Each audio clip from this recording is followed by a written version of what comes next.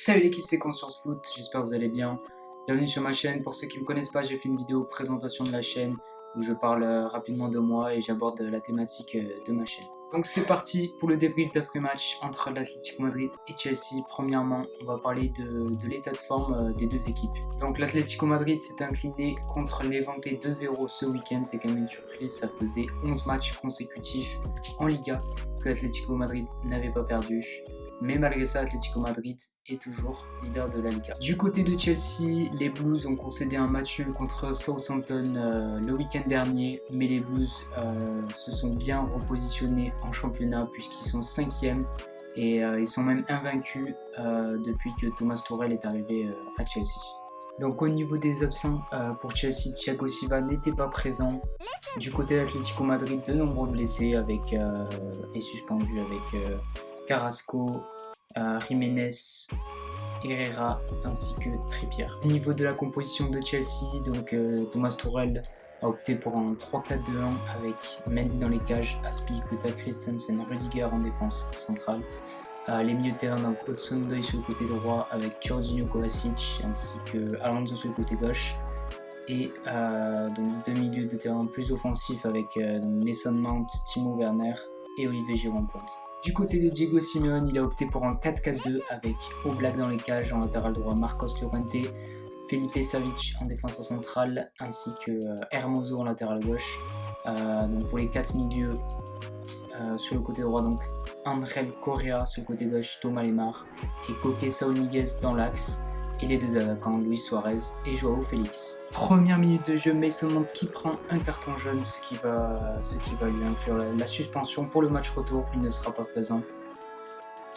Gros coup dur pour Chelsea d'entrée. Deuxième minute de jeu, grosse pression de l'Atlético de Madrid avec Saúl Ñíguez qui récupère le ballon dans les pieds de Mendy, mais il n'arrive pas à finir. Dans ce premier quart d'heure, Chelsea a clairement une grosse possession de balle. L'Atlético joue avec un bloc bas, mais maintient une grosse pression dans la moitié de terrain de Chelsea. Dans la seconde partie de la première mi-temps, on peut noter le tir cadré de Marcos Alonso, mais pas beaucoup d'occasions à se mettre sous la dent avec un Atlético Madrid qui défend très très bas. Voilà, on connaît la tactique de Diego Simeone, ça fait longtemps qu'il utilise ce bloc bien compact, bien bas, mais là vraiment c'était à se demander si Diego Simeone refusait le jeu tellement que le bloc était bas, c'était carrément impossible pour que l'Atlético remonte en contre-attaque tout simplement. Il y avait 80 mètres à faire derrière. Donc voilà, pas grand chose à se mettre sous la dent. Sur la seconde mi-temps, on peut noter le retour acrobatique tenté par Joao Félix qui a essayé de se montrer malgré le fait qu'il revienne de la Covid. Donc un peu compliqué pour lui, un peu discret quand même dans le match, mais il a quand même tenté des choses. Et surtout à la 69e minute, le but qui de base était hors jeu, le retourné acrobatique d'Olivier Giroud, magnifique but de base qui a été signalé hors jeu, mais au final c'est un joueur de l'Atlético Madrid qui l'a touché, et donc le but est finalement validé 3 minutes après, et donc voilà, ça va lancer, ça va tout simplement délivrer Chelsea. Magnifique but, l'instinct du buteur d'Olivier Giroud qui, malgré qu'il soit critiqué, on peut dire ce qu'on veut sur lui, c'est quand même un attaquant efficace. Sur la fin de match, Joao Félix qui fait couper d'un carton jaune Jorginho qui sera aussi absent pour le match retour, c'est quand même un élément important à prendre en compte. Sinon, pas énormément d'occasions. Chelsea qui a essayé de contourner le bloc jusqu'au but d'Olivier Giroud, et ensuite l'Atlético Madrid qui a essayé un peu plus de pousser, d'aller vers l'avant, mais c'était trop peu pour embêter Chelsea. Et la fin de match, il y a eu beaucoup de fautes. On a eu Thomas Lemar qui écope d'un carton jaune sur la fin de match, beaucoup d'énervement du côté de l'Atlético de Madrid, de la tension. Voilà. C'était pas un match, honnêtement, c'était pas un match exceptionnel. Alors, au niveau des top joueurs que je mettrais du côté de Chelsea, bien sûr, ça serait Olivier Giroud qui a marqué un but stratosphérique. Voilà, Olivier Giroud, c'est quand même 5 matchs en Ligue des Champions, 6 buts. Donc voilà, il est quand même très efficace. Il a touché 19 ballons seulement, ce qui n'est pas beaucoup. 2 frappes, un but. Voilà, il a délivré Chelsea tout simplement, même s'il fait pas un match parfait, loin de là. Il n'a pas beaucoup touché de ballon, c'était quand même compliqué pour lui. Surtout avec l'assise défensive de l'Atlético Madrid, la ligne défensive de l'Atlético, c'était compliqué. Mais au final, il marque ce but libérateur pour Chelsea. Mon deuxième top, je mettrais César Azpilicueta, qui a été quand même très bon défensivement, qui a fait du bien à Chelsea, qui a remporté pas mal de duels. Et enfin, je mettrais N'Golo Kanté, qui est rentré vers la 75e. Il a beaucoup soulagé Chelsea, il a fait du bien, il a récupéré des ballons, il a apporté un peu d'élan offensif.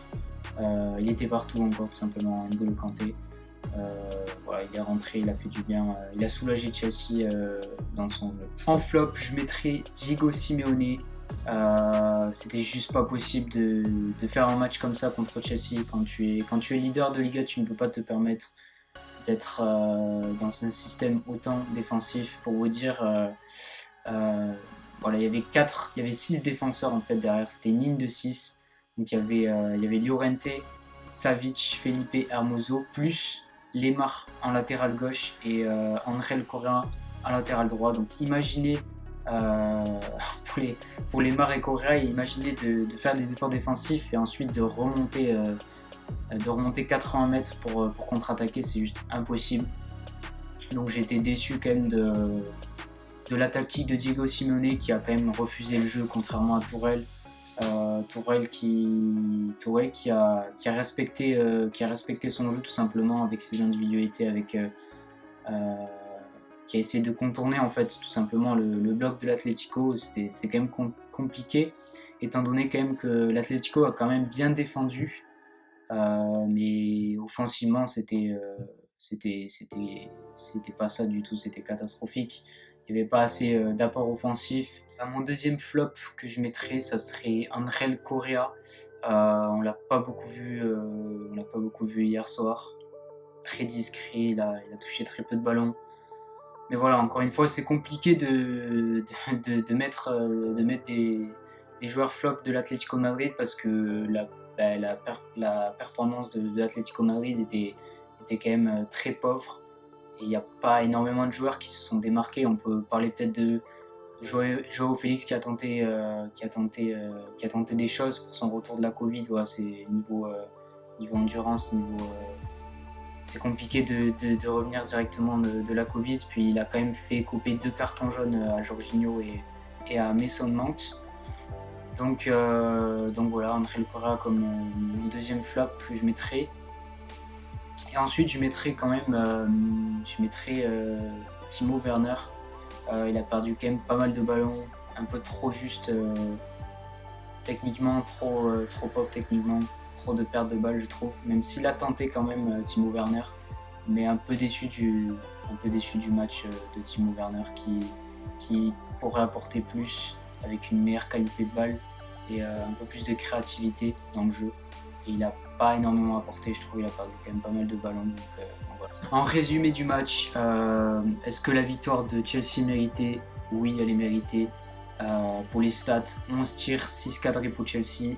Du côté de l'Atlético Madrid, 6 tirs, 0 cadrés. Donc il n'y a même pas une frappe cadrée dans le match.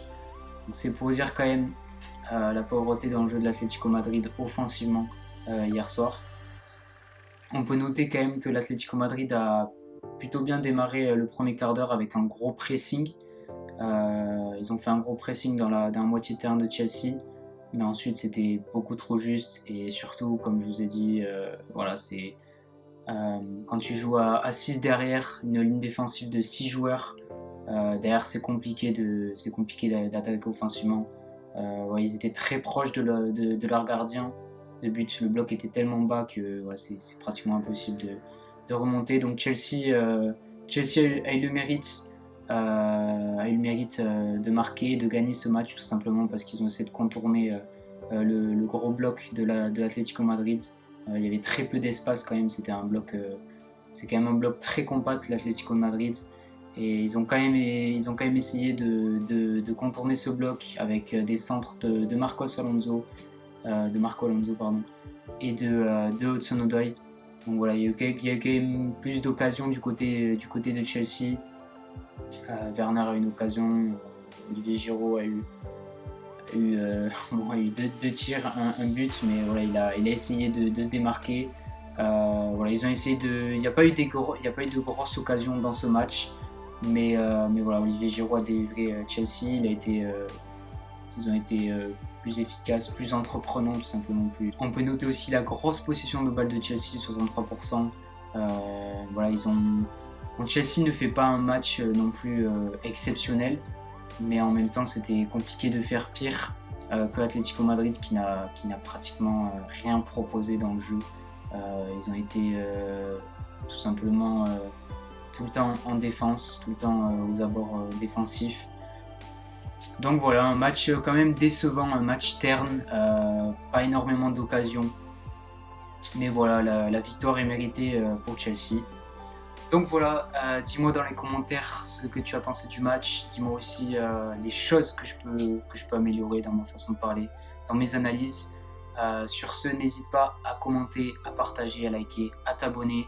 Nous, on se retrouve pour le débrief d'Atalanta Real Madrid prochainement. Ciao, ciao.